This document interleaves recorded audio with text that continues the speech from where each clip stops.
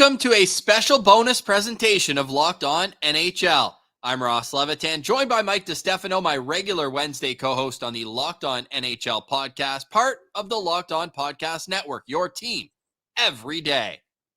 On today's special edition of the show, we'll lay out the single most interesting thing about each team in the Eastern Conference going into the 2023-24 NHL season, as outlined by the local hosts of the Locked On NHL Network. We've got impact players, dominant storylines, and what's at stake for all 16 teams in the East. And for the full rundown of the 5 things you need to know about every NHL team, be sure to watch the 2023-24 NHL season preview playlist on the Locked On NHL channel. And with that, Ross, let's dive into the most interesting thing about every single team we got in the Eastern Conference. And where better to start with the defending Eastern Conference champions, the Florida Panthers, fresh off a run to the Stanley Cup Final. But do the Panthers have any shot in hell in getting back without Sergei Bobrovsky once again? Assuming the superhero from last year, he was unbelievable in the postseason. Armando Velez details why Bob's simply must carry over his postseason play into this season for the Panthers to recapture that magic. Who figures to be the most important player on the Panthers this season, and what makes them so critical to the team's success? It has to go to the $10 million man in Sergei Bobrovsky.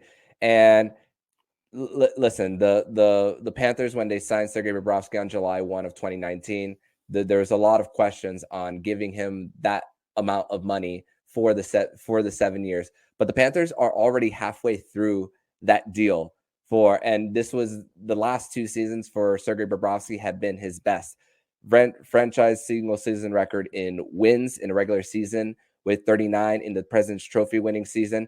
Has a .901 save percentage in the regular season in 2023, but then really exploded through the postseason with a .915 save percentage. And that's where he had games where the Florida Panthers gave up 7 goals in Game 2 of the Stanley Cup Final, which Sergei Bobrovsky was pulled after the 4th one, and then 9 goals in Game 5 of the Stanley Cup Final as well. But really, really exploded throughout the 2nd and 3rd round to really be the leading front runner for the Florida Panthers in as far as Conn Smythe favorite through the first 3 rounds. But the question is that performance going to be the same going into this regular season? Alex Line is no longer in the mix for the Florida Panthers after he signed a deal with the Detroit Red Wings. Alex Line was a good reason why the Florida Panthers made this run to the postseason to begin with. And Spencer Knight is back from the Players Assistance Program. And Sergei Bobrovsky is a year away from his no-move clause becoming a 16-team no-trade clause as well for the Panthers. So this is a very important season for Sergei Bobrovsky as far as continuing to build on what he did in the Stanley Cup playoffs this past season. Thanks to Armando Velez. For more from him, you can Locked On Florida Panthers wherever you get your podcasts, including on YouTube. Now, with the Florida Panthers, interesting note, they were 2nd in the NHL last year for most goals by a defenseman. They had 53. Only the Carolina Hurricanes with 59 had more. So they get offense from their back end. But do you agree with Armando that they're going to need to help out Sergei Bobrovsky in their own zone just as much if they want to have a successful year? 1000%. You saw when that guy's cooking, that's a completely different hockey team, right? When he wasn't playing well, they weren't even in a playoff spot. It had to be the Lion King who came through and clutched late in the season for them. And then he found his game and obviously brought it all the way to the Cup Final. Obviously, Tkachuk is going to be a big part, but they're dealing with some injuries on the blue line too. So it'll be interesting to see if they can kind of weather the storm the first month or two until they get, I think, Montour and Ekblad both dealing with some injuries. So it should be interesting to see how this team can kind of get through the first couple of months for Florida. And that Stanley Cup hangover isn't always just the team that hoists it. Going through the rigors of 4 rounds can, leave a mark injury-wise on any team. How about the team that the Panthers started their miraculous run to the Stanley Cup Finals with?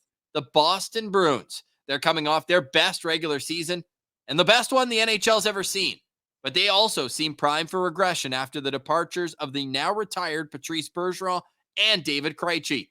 So what's Boston's plan to replace them down the middle? Ian McLaren of Locked On Bruins has more. So the storyline, I think, for me and others outside of Boston, we know that Patrice Bergeron retired after such a glorious career, and David Krejci soon followed after who's down the middle right now at training camp with the Bruins?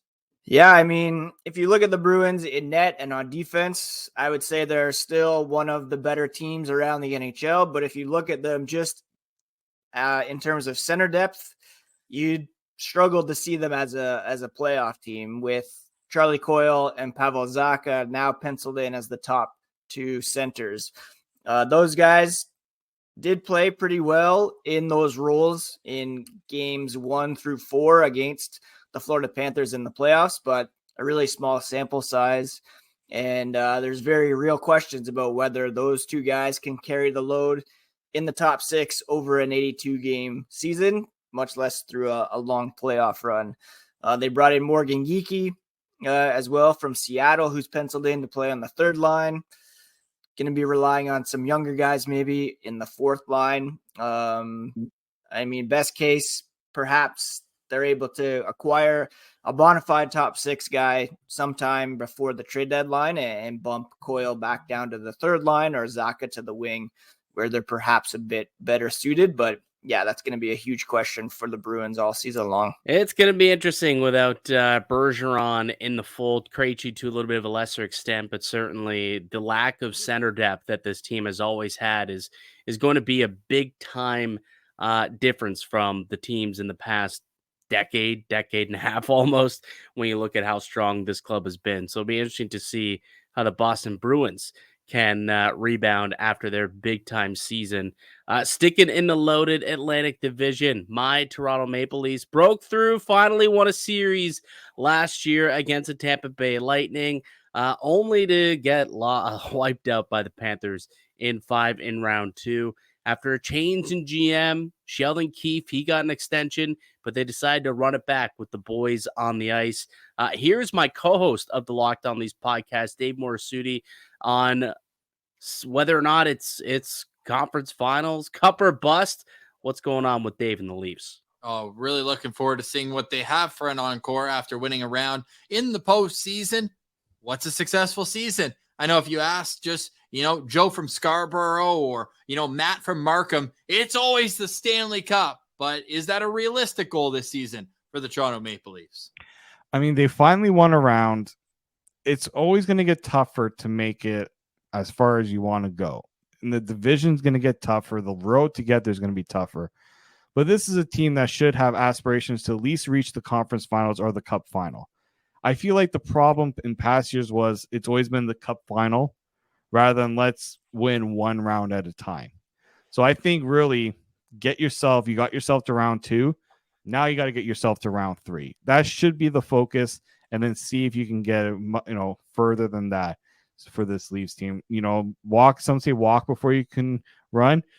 They've been walking a little too slow lately. They got to really start showing some progress. I want to see this team get to the conference final and break out and get to that cup final, but let's let the conference final be the main goal right now. You can always listen to Locked On Maple Leafs wherever you download your podcasts. Also free and available on YouTube. Dave and Mike do a great job over with that other team in Ontario. But Mike, is that a fair assessment, do you think, from Dave? Just focus on the task at hand rather than the ultimate goal? Well, that's what they say, right? In the locker room, take it one game at a time, one day at a time, a series at a time, and then hopefully the wins follow. And I think for sure, when you look at it big picture, though, it's a team that is in a window to win a Stanley Cup. So I think that's absolutely, when you're looking big picture, I think it is almost, let's get to ourselves in a long playoff run.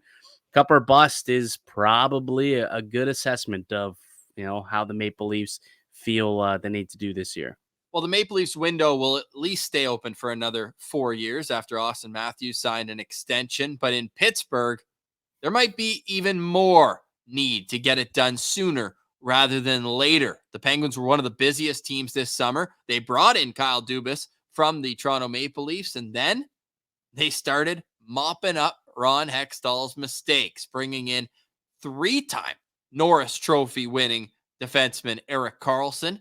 Hunter Hodes details how Dubas and Karlsson have given the aging Penguins more life. Now, there were a few of them, but what would you say was your team's most significant offseason move and why?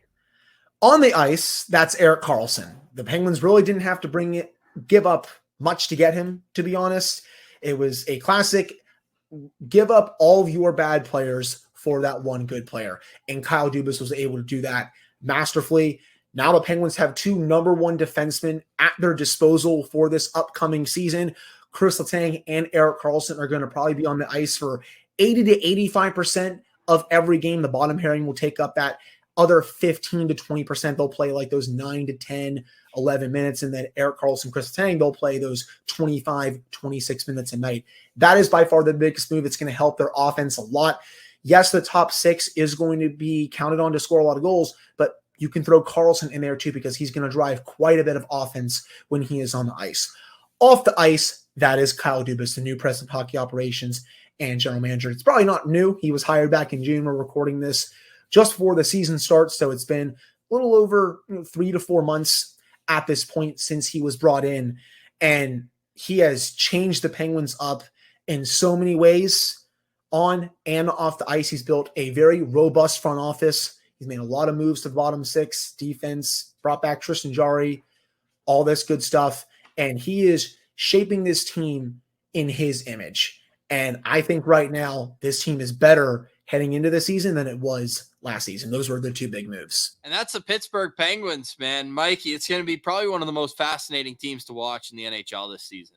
Yeah. Do you think that the bounce back from Karlsson is sustainable? I think that's going to be key. I mean, they brought him in to be the guy he was a season ago, but you think back to where he was, as little as 2 years ago, wasn't nearly the same player he was last season. I'm curious if he can continue to play like a Norris caliber defenseman going forward. My biggest question mark there is we've seen this once before. When he got to San Jose, Brent Burns was the no doubt number 1 offensive defenseman, and it didn't seem to jive. It's not a coincidence, in my opinion, that Karlsson's best year offensively was after Brent Burns had moved on to Carolina. So now with Chris Letang, it almost feels like you've got 2 similar defensemen. I just want to know how it works. I usually prefer to have maybe a little more of a yin-yang where you have the offensive guy, the defensive guy as your top 2, but it'll be interesting to see how it works with these 2 being pretty much a carbon copy of one another stylistically. Yeah, absolutely. I think I probably would give the nod to Karlsson. Letang's dealt with a lot of injuries of late and health issues. That's maybe seen his game take a bit of a dip. So I think that's another reason why they want to bring in EK65, hopefully to shore up that blue line.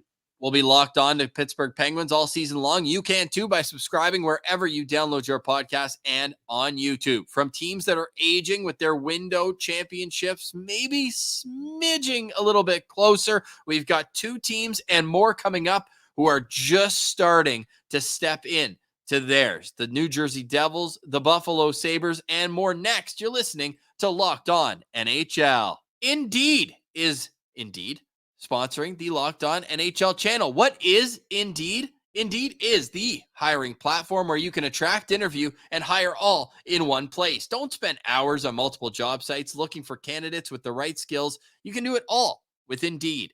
Find top talent fast with Indeed's suite of powerful hiring tools like Indeed Instant Match, assessments, and virtual interviews. If you hate waiting, well, Indeed understands. Their U.S. data shows that over 80% of Indeed employees find quality candidates whose resumes on Indeed matches their job description the moment they sponsor a job post. With Instant Match, as soon as you sponsor it, you'll get a short list of quality candidates whose resumes on Indeed match your job description, and you can invite them to apply right away. Indeed does the hard work for you. Sponsor a job, and boom, Instant Match shows you candidates whose resumes on Indeed fit your job description immediately after you post. So join the over 3 million businesses worldwide that use Indeed to hire great talent fast. Indeed knows when you're growing your own business, you have to make every dollar count. Indeed also knows that finding people with the right skills makes all the difference when you're hiring a team of one. Indeed knows that hiring needs to be cost effective,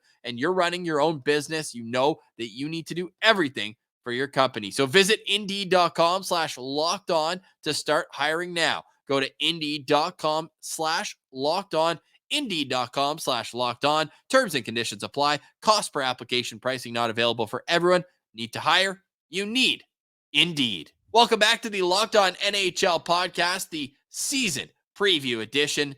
And what better way to come out of break than with one of the most exciting offensive teams in the National Hockey League. It's the New Jersey Devils, who took a quantum leap last year from outside of the playoff picture to outside of the second round, getting past their Hudson River rivals in the New York Rangers. Their summer included a savvy trade with the Calgary Flames to bring in Tyler Toffoli and a long-term deal for deadline acquisition Timo Meier.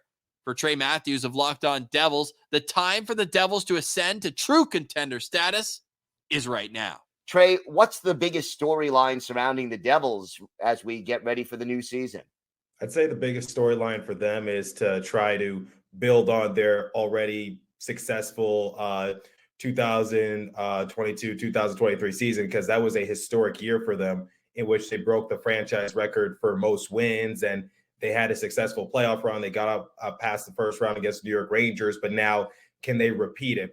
Obviously, it's hard to top a historic season, but can they maintain the consistency of now being a playoff caliber roster, because they're no longer the underdogs. They are fully expected to go back to the playoffs and try to continue to do what they did from last season. So I'd say the biggest storyline is just, can they remain that consistent and try to rack up the wins and see themselves back into the Stanley Cup playoffs? And this time, can they actually be legitimate Stanley Cup contenders? I mean, I think that the East runs through New Jersey this year, Ross, and I have been a believer of this team for a couple of seasons now. Last year, they finally made that jump, and I think this year they're serious Stanley Cup contenders. I think they're like almost nearly undefeated at this point through the preseason, so they're getting off to quite the hot start. Can the goaltending keep up, though? I think that is one of the things that a lot of people are going to be curious about.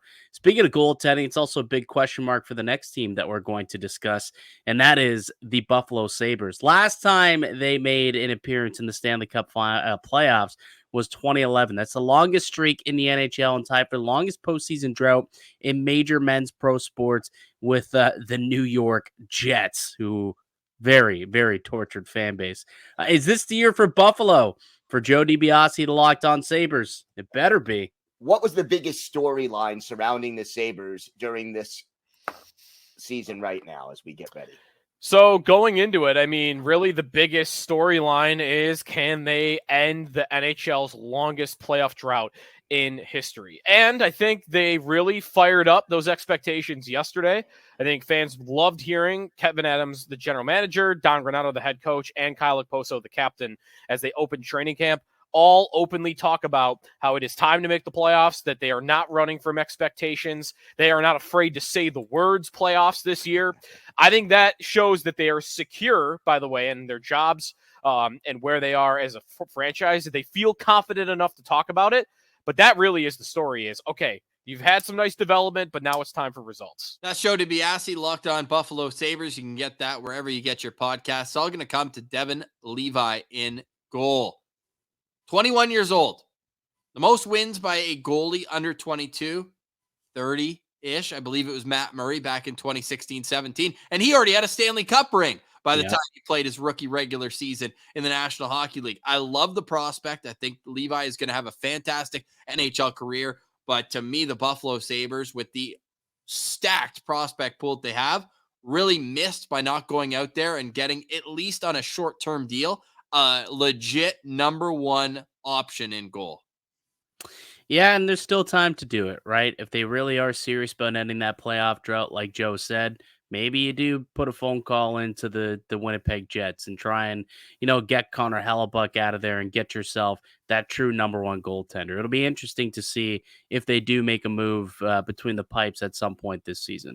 They had Craig Anderson last year as kind of a stopgap. I think they need Ukko-Pekka Luukkonen to take a huge step if they are going to get in to the contender status. Because it's one thing to end this playoff drought. It's another thing to be a true contender like the next team we have on the docket, the New York Rangers. Mike, we've spent a lot of time last season. We're going to again this year talking about the New York Rangers, because when you have arguably the best goalie in the National Hockey League, a Hart Trophy finalist, not this year, but last, and a guy who is a perennial Vezina candidate in Igor Shesterkin, you're going to be at the top of the standings. That's been the case for the New York Rangers, but they haven't been able to get it out of the postseason this last year after a conference finals run 2 years ago. They bowed out to the New Jersey Devils, and it got Gerard Gallant fired.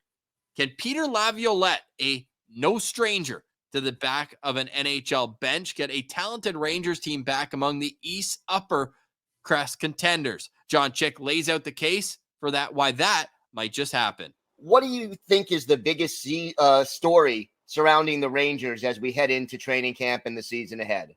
Yeah, to me, there's two, and they're kind of connected, and I'll explain how momentarily here. But I think the first one of those two is, obviously a new coach in Peter Laviolette. The Rangers 2 years ago had that awesome run under Gerard Gallant, and then obviously a very, very disappointing and premature end of their season this past year. They bring in Peter Laviolette, who's kind of a fiery, no-nonsense coach, and they're trusting him to get them to that next level. And I think the other thing, and this, again, kind of goes hand in hand with the hiring of Laviolette, is trying to get those young players, specifically Kakko and Lafreniere, even Philip Hedl to a lesser extent. Hedl had a mini breakout season, but I think there's more in the tank for him as well. And just going to be an interesting situation. Will all or some of those guys play in the top six? Will they be a part of the power play? If they're not in the top power play unit, will they get more time on the ice on the second power play unit? There's a lot of different ways it can go. Do you want to move Lafreniere to the right wing? So, Laviolette, he has had success with young players in the past. You go back and look at the rosters of some of the teams that he's taken to the finals, and a lot of them had some young players who, either went on to have great careers or in some cases still having great careers. And so I think that's encouraging. And it's one of the things that kind of sold me a little bit on Laviolette this offseason, because I was a little bit so. I'm used to seeing him coach other Metro Division teams, including your Islanders, Gil. Yep. I'm starting to warm up to him a little bit, and like I said, he's going to be charged with getting this team to the next level, and certainly those young players, helping them take the next step forward as well. Those are our Rangers, Ross. You and I on the Locked On NHL podcast have been believers of this team for a couple years now, and they've yet to put it all together. Is this the year that the young kids take that next step? What do you think? Can Lavi get the young kids to buy in? Kakko and Lafreniere, can those two take the next step this year and really help put this team over the top? That's the X factors for me, because you know what you're going to get in goal. You have a number one defenseman in Adam Fox. Andre Miller's proving to be every bit as good of the top pair defenseman. But what kind of secondary offensive attack can they get behind the top line of Mika Zibanejad, Artemi Panarin, and, well, whether it's Chris Kreider, or we could see Blake Wheeler play a big role in the team as well. Yeah. $800,000, and I am expecting over 50 points from Blake Wheeler. But yeah, for this team to reach the level it wants to, being a cup contender, Alexis Lafreniere needs to take the next step in his career. 39 points, a career high, mind you, last season, but 0 points in 7 playoff games. Now, if I gave you an over-under really quickly on Laffy's season, and I tell you, so last year, career high, 39 points in 81 games. If I set the number at 54.5, what are you doing? I'd go under. I was struggling at 50.5, so 54. Really? So you're not high on Laffy having his big breakout? I don't think so. I mean, he's kind of got to prove it to me for me to be a full believer. And then you look at it as well, the way that it's set up right now, he does have an opportunity to succeed. He's been skating with Mika Zibanejad and Chris Kreider in training camp. So I think they're going to give him every opportunity to succeed. And that's why I almost hesitated. But until he proves it, I don't know, man. I haven't seen enough consistency at the NHL level. Well, from a team that hasn't been able to get it done over the last few years to a team that has in the Tampa Bay Lightning, it's been a different preseason for them, though. Some may say they've been the losers of preseason so far. In the East, you've got Steven Stamkos talking about the weirdness going on with his future in doubt in Tampa Bay, hasn't gotten a contract extension. Andrei Vasilevsky's out for the first couple of months of the regular season.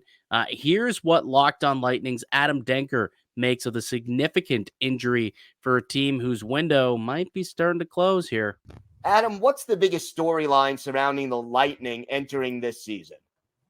Well, the biggest story now, Gil, actually announced today, right before we recorded, that Andrei Vasilevsky will miss the first 2 months of the season after getting a hernia removed in his back. So that's obviously going to dominate the Lightning for the first 2 months. Now, they do have some good goaltending talent. Hugo Anafelt will probably be up at the NHL level to help out.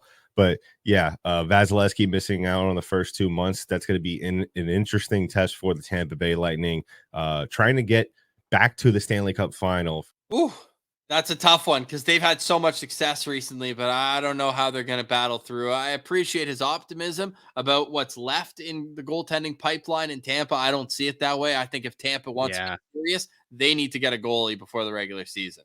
100%. And like, there's a lot of options out there. Here in Toronto, we keep talking about how Martin Jones would be kind of a perfect solution for that problem that they have in Tampa, a league minimum goalie who has been a starter in the past, who might be able to get a solid, couple of months, string together some games and stay afloat, because it's the start is going to be key for this Tampa Bay Lightning team. You look at this division, they've gotten significantly better over the course of the last couple of seasons. This is the year we're expecting Buffalo to take the jump. We're expecting Ottawa to take the jump, and maybe Detroit could be a little bit better as well. So, there's a lot of teams that'll be looking to make them basically look at this injury and they're salivating, licking their lips, thinking if we can get some points early, put Tampa in a bind, maybe there's an opportunity here for an extra playoff spot if Vasilevsky's, injury lingers even when he does get back and they don't get full-on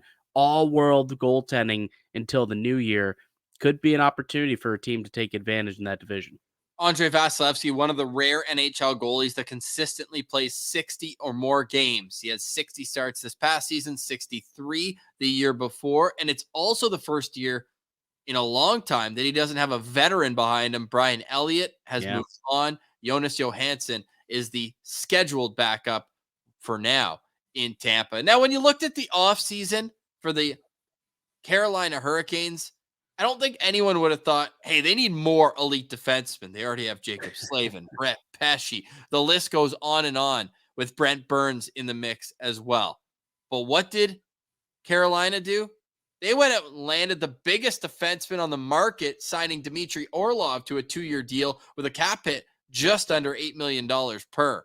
But as Jared Ellis from Locked On Hurricane says, it's still Jacob Slavin that makes the deepest blue line in hockey tick. So I always find the Hurricanes interesting because they're a team that's built on the sum of its parts. They don't necessarily have that one player who has 20 more points than everybody else. Everyone plays a role. But to you, Jared, who is the most important member of the Hurricanes for them to have a successful upcoming season?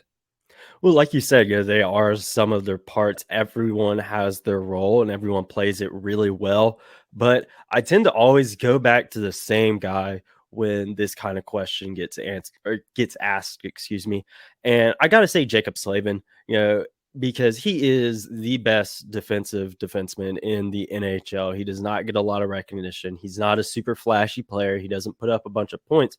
But what he does defensively to stop the opposing team is absolutely unreal. And whenever he's out, whether it be injury or whatever, it is extremely, extremely noticeable. Holes that he tends to cover up or mistakes that he covers up, they get brought to the forefront because he plays such a big role on this team. Jacob Slavin, one of the best defensemen in the National Hockey League. You could argue the top shutdown defenseman in all of the NHL. And certainly he's been a big part of that blue line and a big part of, why Rod the Bot has had this team, in the playoffs for so many years and consistently being one of the cup contenders.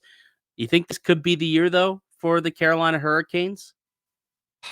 I feel like every year you could say that the last few. So they were much like the Toronto Maple Leafs in terms of getting over a hump. They hadn't got out of the second round. They battled that demon, and then they can't get past the Florida Panthers. Rod Brindamore will be quick to tell you they did not get swept. They only lost in 4 games. But wasn't a sweep. If you watched the game, wasn't a sweep. Call it what you want. I'll call it a sweep. And now they have to figure out what was holding them back. I think they just ran into the wrong team at the wrong time. I think if they run it back, they have every good of a chance as anyone else. And FanDuel, our friends over at FanDuel Sportsbook would agree. They're the NHL's favorite to win the Stanley Cup going into the season. There you go. And they added Michael Bunting. So that's the missing element, potentially. Seemed like for a long time, the missing element in Ottawa was an owner that wanted to invest in the team. But now along with an exciting forward group, a full season of Jacob Chikrin, and brand new starting goalie Joonas Korpisalo wearing the greatest goalie mask in Sens history, Brandon Pillar details that it's actually Michael Andlauer that has Sens fans feeling hopeful for the future. What is the biggest storyline surrounding the Ottawa Senators this season? Well, Seth, for me, the biggest storyline surrounding the Ottawa Senators this season is new ownership. Like in the NHL, new ownership doesn't come around very often. The Senators sold for $950 million to Michael Andlauer, the biggest NHL team sale ever recorded. That surprised everyone. And Michael Andlauer comes in here with pedigree and the hope that this franchise will finally have some stability as far as ownership goes. He has a championship in the OHL with the Hamilton Bulldogs. He was a minority owner with the Montreal Canadiens. He said he's glad, or his wife said she's glad to get rid of all his Habs stuff, and Sens fans were glad to hear that too. He's officially an Ottawa Senators fan and owner. And just in his press conference, he hit on a lot of the right stuff. The new arena is going to be focused on the fans. He's going to be focused on bringing stability to the ice. And he's already added in some additions to this front office, bringing in the analytics team, bringing back a lot of people that have had success in the Ottawa Senators organization as far as management and executives go. So really, this is the beginning of a new era for Ottawa Senators fans, as we're hoping that with a new owner with clear goals on bringing a better team on the ice and engaging fans more will bring much more stability and make this team fun to root for again. And since that was recorded, they've expanded the front office even further, hiring Steve Staios as president of hockey operations. Staios got his start in management after an NHL career that spanned over 1,000 games with your Toronto Maple Leafs, Mikey. And it's always seemed like his name in the last couple of years was coming up as one of those next guys who was going to take a step. Yeah, the big thing with this team, as you very well know, covering this team on a daily basis, is the first 6 weeks are going to be so important for this club. You look at the last 3 years, they dug themselves way too deep of a hole to climb out of it. This year, they can't afford to do the same, because with new ownership comes definitely new expectations. And if things don't go well in the first 6 to 8 weeks of the season, I'd imagine there could be some changes afoot, Ross. Yeah, and it seems right now that Pierre Dorion is taking on the day-to-day operations. Staios said in his most recent media availability that he's just kind of watching, right? It's almost like, hey, here's the rope. Like, do what you want with it. It's your decision right now. And there's two major ones that are going to happen soon. Shane Pinto is one of only a couple RFAs still unsigned. And what makes that even more peculiar as a 21-year-old that's scored 20 goals, 35 points last year as a rookie, is he had to play in the top 6 last year because Josh Norris missed a whole year due to injury after a 35-goal season that earned him a huge payday. But he hasn't played in the preseason yet because he aggravated that beforehand. So now you could be without your second and third line center going into the season. That would be a huge question mark for me as a team that needs to get out to a hot start. Certainly would. And really quick, for those who are longtime listeners of the podcast, can we get an update on the Pinto Caulfield goal ticker? Yeah, it's actually probably not as lopsided as many would think, because Caulfield can't play a full season. So it's very interesting to track that. And I believe the tweet said more complete player. And if we want to look, I think it's pretty chilly up in Caulfield's neck of the woods. But no, all that to say, it is something that I'll stand by. I think Shane Pinto's a heck of a player. Those two played on the same team once, and that was at the World Juniors, where Shane Pinto was named the best forward at the tournament, and they were 1-2 in Hobie Baker voting, where Caulfield got the edge on him there. So anything to spark the Sens-Habs rivalry, I'm all for it. And that's just one way that I like to do that. Otherwise, showing them who went third and who went fourth in 2018 with Jesperi Kotkaniemi going 1 pick before Brady Tkachuk. But enough of the rivalry, discourse. I feel like we do still have to get in to the Montreal Canadiens. We have to get in to the Capitals, the Detroit Red Wings, who took Alex DeBrincat off the Senators' hands this offseason. That's all next. You're listening to a bonus season preview edition of the Locked On NHL podcast. And Today's show is brought to you by FanDuel. Snap into the NFL season with FanDuel. It's America's #1 sportsbook right now. New customers get $200 in bonus bets guaranteed when you place a $5 bet. That's $200 in bonus bets, win or lose. If you've been thinking about joining FanDuel, there's no better time to get in on the action. The app is super easy to use. There's a wide range of betting options. You can bet on the spreads, player props, over-unders, and more. And with the NHL season just around the corner, you can obviously bet on that as well. So visit FanDuel.com/lockedon and kick off the NFL season and the NHL season. Heck, the NBA season. You got the MLB playoffs as well. FanDuel, official partner of the Locked On Network and the NFL. Welcome back to the Locked On NHL podcast bonus season preview edition, where we're hearing from all local experts on the biggest stories surrounding every team in the Eastern Conference. A reminder that you can like and subscribe to any of the Locked On NHL YouTube channels Monday to Friday, 5 days a week. We got you covered on each and every team and each and every historical milestone. And at this point, it feels like the Washington Capitals mostly exist to just help Alex Ovechkin beat Wayne Gretzky's all-time goals record. But of course, there's a future beyond Ovechkin that the Caps need to lay some groundwork for as well. Will new head coach Spencer Carberry succeed in doing so with a younger cast of Caps around Ovi? Dan Holme of Locked On Capitals has more on that. And what is it that he brings to the table that's going to be different from the philosophy we saw last year, for example? The biggest thing is that I think there is a mandate to win a Stanley Cup, of course, but also to finally bring along a lot of the youth that the previous coaches before him did not. Peter Laviolette and Barry Trotz and Reardon. There was some reluctance to bring along some of the young players, and we know that Spencer Carberry has a rapport, being that he was the head coach of the Hershey Bears and the ECHL Stingrays as well. It's going to be interesting. Spencer Carberry is a guy I know very well. Spent the last couple of seasons with the Toronto Maple Leafs. He's a brilliant offensive mind. He really helped bring that power play to life in Toronto the last couple of seasons, being ranked first his first year in the with the team, second last season. So I'd imagine he'll bring that same offensive mindset to the Washington Capitals. And when you got a guy like Alex Ovechkin on that team, it definitely is let's just say an offensively driven coach, probably a good thing to have here. 72 goals, by the way, separate Alex Ovechkin, who is second on the NHL's all-time list, with Wayne Gretzky. 72 goals. I say he does it. Hot take.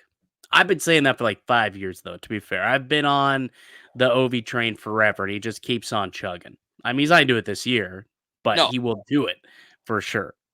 He had 42 goals this past season, so 2 more like that, and he's got it in the bag. 50 goals, not this year, but last. This guy can still put the puck in the back of the net. But how much will that cost the Capitals? I know it sounds counterintuitive, but it feels like they spend so much time trying to tee him up on the power play. We know it's still an elite weapon, his one-timer from that Ovechkin circle. But I feel like it's one of those things where everybody knows it's coming, and now 10 years in, they're 15 years in, 18 years in, they're starting to be able to stop it. Still can't stop it. Still can't stop it, though. Speaking of can't stop, you can't stop Alex DeBrincat running off about your beloved Ottawa Senators. He was one of the biggest names on the move this summer, with the Red Wings landing the former 40-goal scorer from the Ottawa Senators, a move that seemed to signal it was go time for the Red Wings. They'll look to kind of get out of this long rebuild and try and be one of those teams to make the playoffs. DeBrincat should help on that end. But for Brian Fisher, it's former Calder winner Mo Seider who holds the keys to unlocking the Yzerplan's grand vision for the Red Wings. Who figures to be the most important player on the Red Wings this year, and what makes him so crucial to the team's success? So there are, again, I'm going to cheat a little bit. Obviously, again, Alex DeBrincat, because again, like I said, goal scoring was a huge thing. If you can get between 35 to 40 goals, then it's going to be a huge success for the Detroit Red Wings. You lost Dominic Kubalik in that trade. So that's 20 goals that he had last year that, Alex DeBrincat's going to need to step up and then replicate as well. But if I'm going to go defensive side of things, I would say Moritz Seider too, because he is the backbone of the defensive core right now. You need him, as great as he was in his rookie year, struggled a little bit early in his sophomore season before figuring it out and being great again in the second half of to the 2022 season, he needs to take another step forward in his development. He needs to become, not that he isn't already, but he needs to consistently become that number one defenseman. And I would almost argue a star defenseman in this league. There's not a lot of really good two-way defensemen left in the NHL anymore. A lot of the NHL defensemen that get a lot of the hype are like your Cam McCarrs and your Adam Foxes, guys who put up a lot of points. Rasmus Dahlin, again, to go back to the Buffalo Sabres. But Moritz Seider can do it both. In his rookie season, he put up 50 points. If he can put up north of 50 points, but also be this stellar defenseman in the back end like he has been the last 2 years, then, I mean, that's a win. So that's why I think, to answer the question, as much as Alex DeBrincat is a need on the offense, Moritz Seider becoming the star defenseman this team so desperately needs is also a huge need as well. I'm a huge fan of Moritz Seider. I think he's going to take another step forward. It feels like they finally found a proper pairing for him with Jake Wallman on the other side. That typical, more stay at home, and a guy who can just kind of, allow Seider to think a little bit more freely than, say, when he's playing with Ben Sherratt. Yeah, and they picked up a couple other blue liners too. Jeff Petrie, Justin Hall, Shane Gostisbehere. I always forget that he signed there this offseason. So they kind of revamped that blue line with some veterans, which is an interesting thing to see this young team doing. And we'll see if it works and pays off for the Red Wings. Yeah, it'll be really interesting, but I think we mentioned it going in. Like, this team's going to hinge on what kind of offensive production they can get, not only from Alex DeBrincat, but is Dylan Larkin an elite number one center in the league, or is he a very good number one center? Because I think very good. I'll answer that question for you. Very good. I think somebody who's wearing a Dylan Larkin jersey could say he's never had an opportunity to play with that elite talent that now he's going to get the chance to do with DeBrincat. So I'm curious to see what the ceiling is. I've been, the ire of Red Wings Twitter a lot this offseason, having a little fun with the Alex DeBrincat, because I even heard you say it in the intro, Mikey, former 40 goal scorer. I mean, I only saw him score 27, and in 35 losses, 1 goal. 1 goal in 35 regulation losses that the Senators suffered last year. When he scored, they won, but he scored in 24 games out of 82. So it's how consistent can DeBrincat be at putting the puck in the back of the net? If the answer is, hey, he just needed to go home and he can be a plus 40 goal scorer again, then this team could take a huge step in the right direction. That might not be a good step for your Sens then. I mean, well, it's also he's now going to score 0 goals for them this year. Could be some losses. But anyways, you certainly can't call the Columbus Blue Jackets a boring team, though.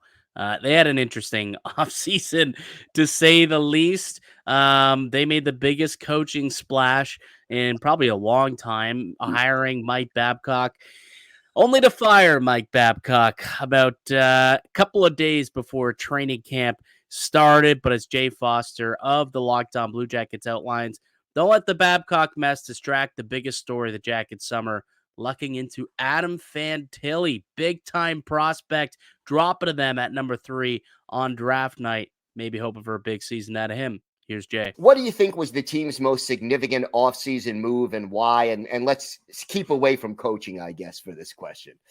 Yeah, I actually, I don't think that the coaching has kind of been the biggest impact. I think for me, the biggest impact has to be Adam Fantilli.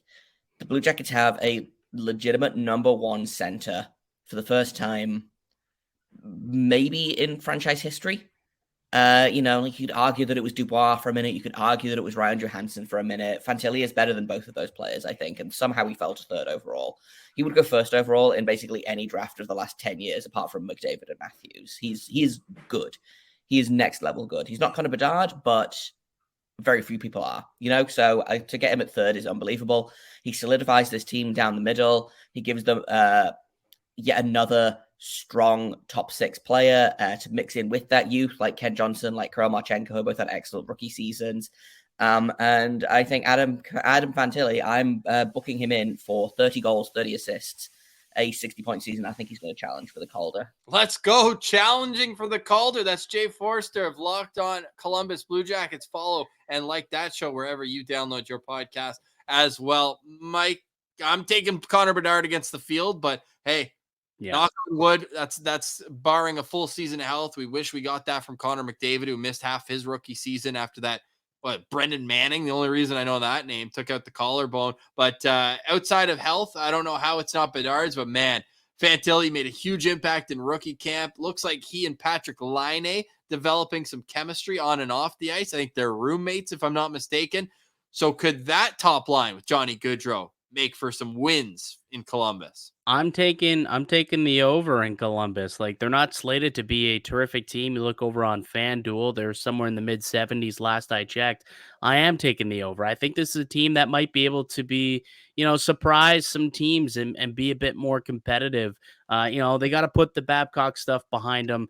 And, we've heard them say they want to rally around it and use it as a stepping stone into having a good season. We'll see. They definitely have improved that blue line. Can Merzlikins get back to being the goaltender he was when he first came onto the scene pre-pandemic? That's going to be a big question mark for the Blue Jackets, I believe. And if they can get some good goaltending, I think if Gaudreau settles in, you get Laine going, there's some pieces. This team could make some noise and maybe be a surprise, playoff contender. Not going to quite go ahead and say cup contender, but I think they could contend for the playoffs. They'll be in the mix there with the Ottawas, Detroits, and Buffaloes, I think. That's your hottest take of the day, Mike, but I'll let you have it. Now, a team that's looking to get out of the rebuild to one that's really in the middle of it. Chuck Fletcher out.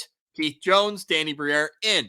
In Philadelphia, Rachel Donner of Locked On Flyers says the new direction is a much welcome sight in Philly. Obviously, some big changes in leadership for the Philadelphia Flyers this season. So was that the biggest move of the offseason for the Flyers, or were there other things that could potentially fall into that category? Yeah, I'd say that's the biggest meta move that the team made. Obviously, hiring Keith Jones as team president and Danny Briere as GM, both former Flyers, familiar with the team culture, and ushering in, according to their marketing department, a new era of orange for the team. And I think as far as more significant moves that they've made, I think they did sort of establish a new tone for what they're trying to do with the organization. And I think the two biggest moves were trading Ivan Provorov away. I think, when you trade your number one defenseman away, you signal the rebuild. The big R word is actually here, and they're not afraid to say it. And, they got some significant assets in return. Now they had to take some salary cap dump in order to do it, but we got a second first round draft pick this past year, which is huge for the Flyers. And I think the other big move was in that draft, drafting Matvei Michkov. I think that it's a pick that past Flyers regimes would not have done, would not have taken that risk. But the reward potential is so high for a high-end player like him and a dynamic forward like him. And given the rebuild status, it's an easy choice because we got the time to wait for him. That's Rachel Donner, Locked On Flyers. Find them wherever you download your podcast. Mike, this is going to be a season full of watching Matvei Michkov highlights from the KHL for Flyers fans. Probably, I would say that'll be something that would be one of their things that they should be looking forward to the most. I'm just looking, 8 games so far this year, 10 points already through 8 games. He's with Sochi now. So hey, kudos to Matvei Michkov. Hopefully he can turn out a pretty good season for them. But this is not going to be a fun season for Flyers fans. And I know they've got an entertaining head coach who he's not going to tank. He's going to try and win every single game in John Tortorella. But this just is not a roster that's going to compete most nights. They're getting Couturier, should be returning from his injury, missed all of last season. I think there should possibly be some guys like Joel Farabee, Frost, Tippett, who could take, another bit of a next step here. But ultimately, yeah, this is just going to be it's a start of a rebuild. New management. Probably going to see some other guys leave. Scott Lawton, maybe. Travis Konechny could be on the trade block at some point. Sanheim. So it's going to be a down year for most Flyers fans, I'd assume. Yeah, it certainly will. And a lot of Habs fans wanted to take Matvei Michkov at 5th overall. They end up taking David Reinbacher. Michkov goes 7th to the Philadelphia Flyers. But the Habs made what I believe is a wise decision, sending Reinbacher back to Switzerland for another year, not rushing their star defensive prospect. And that to me symbolizes that the rebuild is still well in its depths. They're still in the draft and development stage. No surprise there. The first team in NHL history to finish 32nd overall in the Seattle Kraken's first season. They took a mini step forward, but with Slavkovsky, their first overall pick in 2022, missing much of the year with injury, they're hoping for a full season of health from him and many others, as the Habs were near, if not at the top of the NHL in man games lost after last season. Scott Matla of Locked On Canadiens says a veteran D-man will have an outsized importance for a team looking to make small steps forward this season. Who figures to be the most important player on the Canadiens this season, and what makes him so crucial to the team's success? I know people are going to expect me to say Nick Suzuki here. He's the captain. He's the leading point getter. He makes that engine run. And other people might expect me to say Cole Caulfield because he is the star scoring winger. And to those people, I would say, yes, you are both correct. I'm going to go off board and I'm going to say the most important player to the team this season is going to be defenseman Mike Matheson. When he was in the lineup last year, the offense ran smoother. Breakouts were smoother. Defensive zone coverage was smoother. The puck moved better there. He makes that defense click and he gets that offense started. If he is healthy and in the lineup for hopefully this entire season this year, I think you're going to see a lot more polish on the Canadian side of things there. And you're going to see points rise all across the team because he is able to start so many plays with the puck on his stick in his own end of the ice. Who better to comment on the Montreal Canadiens than the hosts of Locked On Senators and Locked On Toronto Maple Leafs? But honestly, what would be a successful season for the Habs, you think? Well, healthy. I think if they can all stay healthy, Cole Caulfield especially, get through a full 82 or 80 at the very least, pot himself 40, 45 goals. I think Yuri Slavkovsky, getting a full season out of him, can he take some positive steps after going number 1 overall a year ago? I think those two players, you just want to see them continue to progress. That would probably be it for me. Can some of those young blue liners also kind of start to take those next steps? There's high praise for, Caden Gooley apparently looking pretty good in camp. Can he continue it on to the season? Arbor Jackeye, saw him playing the other day against the Maple Leafs. I know he's mostly known for punching dudes in the face, but he's actually a decent defenseman. He's got some weirdly has some offensive instincts in him as well, jumping up into some rushes and getting some shots off. So I think it's going to be a year of some of these young guys hopefully progressing. That's what they want out of this Marty St. Louis led team. And lastly, we come to maybe the quietest team in the East over the course of the offseason, and really, it's the Lou Lamoriello cone of silence. It's the New York Islanders. Gil Martin details the challenge for a roster that's already been assembled by Lou. Do more with the same. Let's start with the biggest storyline surrounding the New York Islanders heading into this season. I think the biggest storyline is that the cast is the same, and now it's a question of whether or not the same group of players can get better results. Now, the Islanders themselves, the players, the organization, they're saying, well, it's not exactly the same. We had Bo Horvat only for February till the end of the year. Pierre Engvall, we only had from the trade deadline to the end of the year. Now we've got these guys for a full season. Matthew Barzal is healthy again. So they're sort of playing it up that way. But essentially, Lou Lamoriello is bringing back the same cast and hoping for a better result. I don't think they're going to see it, Rossi. I just don't see it happening. Great goalie, great goaltending who can steal some games for them. If they do make the playoffs, it's on the back of Ilya Sorokin, but there's just not enough goals to be found in this lineup, in my opinion.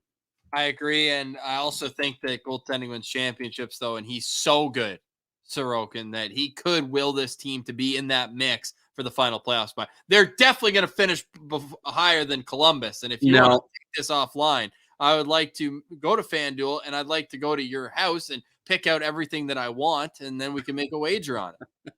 All right, we'll talk off screen. We'll talk off screen. I have better hopes in Columbus than I do for the Islanders. Can we also just remember that this offseason, Lou Lamoriello gave Pierre Engvall a 7-year contract? Oh, I'm We not need worried to about remember the this. long-term future. I think this upcoming season, I think he helps them out in terms of being a little faster. That was always the thing with the Islanders. They were aging and they weren't necessarily the quickest team. So at least he brings that element of speed. 7 years, I'm with you. It's a wild term. And they gave out term like candy this offseason, but at Halloween. But I mean, they're a team that I still think can be that not at 8 to 10 in the Eastern Conference. They're just as average as humanly possible. Yeah, that's probably a pretty good way to put it. I think they're in the same mix as the Jackets, right? They're going to compete for a wild card spot, but ultimately probably miss out. Heading in completely different directions long term. I will tip my hat and agree to you there. And that will do it for this special presentation for Locked On NHL. For more on every team in the East and the entire National Hockey League ahead of the new NHL season, be sure to tune into the local Locked On podcast covering your team the way only our local experts can throughout the season. The Locked On Podcast Network, your team every day.